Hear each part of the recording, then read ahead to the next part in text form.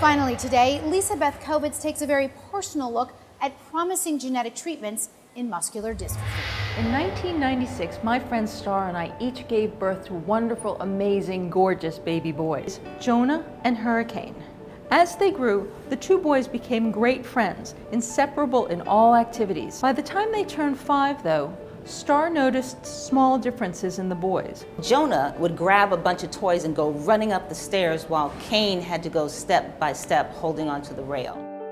On May 5, 2001, he was diagnosed with muscular dystrophy, Duchene's, the most aggressive form of the disease. Boys with Duchene's rarely live into adulthood, but recent advancements in genetic treatment may be changing those odds.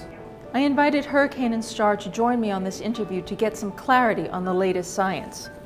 Why is Duchenne's muscular dystrophy so aggressive? Duchenne muscular dystrophy is caused by mutations in the dystrophin gene. And the dystrophin gene makes a really essential protein for the function of muscle fibers. And so when that muscle protein is missing, the surface of the muscle fiber can't contract the way it's supposed to, and it develops a lot of holes and leaks and breaks that the cell just can't repair. What is it on the genetic level that's making this happen? There are several different types of mutations in the dystrophin gene. The most common one that leads to Duchenne muscular dystrophy is actually the deletion of a middle fragment of the gene itself. So it's missing what we call exons, which are the little building blocks of the gene itself. And it's really important the way those little building blocks come together. They have to get assembled in the right order, and they have to have ends that basically match. And if those ends don't match, then the cell knows something's wrong with that molecule and it degrades it. I read in the New York Times about genetic advancements in Duchenne muscular dystrophy. Can you explain that to me? Absolutely. In these 3 back-to-back papers in Science, 3 independent groups used a brand new technology called CRISPR-Cas9 to do what we call gene editing. This takes advantage of an enzyme and what's called a guide RNA to basically direct that enzyme to the area of DNA that you want to destroy. And so that protein, guided by those RNAs, went to the abnormal section of the dystrophin gene in mice and basically lopped it out, forcing the cell to put the pieces of the DNA back together, repairing the gene. In gene therapy, when they say cut, we're not talking about knives and scissors. How are things cut in gene therapy? The gene editing, gene cutting, takes place using an enzyme that basically acts like Pac-Man. So it scans along the DNA till it finds the region that it's supposed to cut, and then it basically just snips through the 2 strands of the DNA. And then there are repair mechanisms that every cell uses to repair DNA, because this happens on its own at times.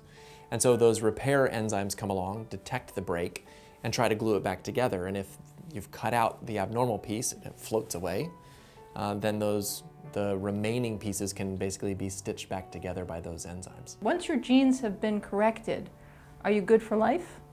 That's the theory. So once you've cut out the abnormal region and the chromosomes have been stitched back together, then with every cell division thereafter, that piece should still be missing and would still be missing. The problem for this particular technology is getting enough cells edited to make a difference. How would it get from mice to someone like me? The steps, as I see it, between what we just read about in the Science papers and coming to people are, first of all, improving the efficiency of the gene editing. I think we need to see more muscle fibers expressing dystrophin and expressing higher levels of dystrophin to know whether it's going to work in people. Secondly, I think we have to make sure that those enzymes that get introduced are only cutting where we think they're cutting. And then we have to figure out how to safely deliver the virus that brings with it the enzyme package to a wider number of muscles and at a level where the enzyme gets turned on and can do its gene editing. Most parents who have children with DMD, our biggest question is always, is that going to be available in his lifetime? Duchenne's has gone from fatality in your late teens to lots of individuals living into their late 20s, early 30s. You know, we don't know what the upper limit is with steroids and good cardiac care and pulmonary care. So I think that It used to be that we were willing to take a lot of risks because the mortality was so young and so early. Nowadays, most boys have time. They become men, they get jobs, go to college, do all sorts of things that we never envisioned for kids with Duchenne. And now we have to, as a downside to that, take a step back and say, okay, we've got to find safe and effective therapies, not just try the kitchen sink even before it's ready and before we know that it's safe. But I think everyone in the field is more enthusiastic and optimistic than they've ever been about a treatment strategy or an approach. 3 simultaneously published papers coming from 3 laboratories tackling this issue all at the same time reminds me that there are lots of very smart people working on this as fast as they can, right? This has been Lisa Beth Kovitz for Science and You.